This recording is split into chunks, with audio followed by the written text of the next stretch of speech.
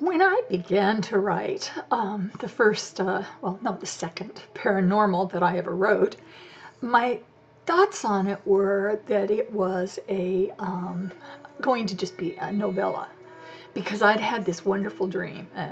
It was one of those times when I was looking for answers. I had just lost a cat that should not have died that young, and I was devastated. And I went to bed that night and I asked, why? And what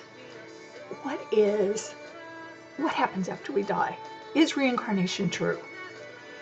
Well, I had a dream, and that dream was a fantastic answer to that question.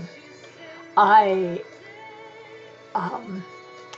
started in and decided I needed to write a novella, and I created a story around the dream using various elements of the dream that I had seen and were very clearly part of the story. And then it was finished, and I came across this thought that this can go further. There's more.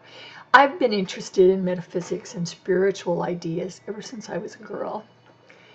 And I got more deeply into it in my 50s and learned a lot of things, which I still don't even know are true. I mean, it's kind of like, yeah, maybe and maybe not. But it is things that I have heard. I've had other people tell me this is what they had happen. This is what they saw.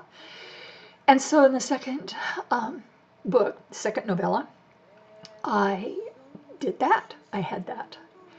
Then it seemed I needed to go one step further. There really was a third novella. And as soon as I knew there was a third novella, I understood also that there was a book that would combine all three into a story called Diablo Canyon. And that's what happened. The third one approaches the subject of power, how we gain spiritual power, and evil. And all three are romances. There are characters in all three a few that will carry through the entire series. There are new characters that come in. And each one has its own romance. It was a fun write for me because I like writing romances. Novellas are interesting because they're shorter.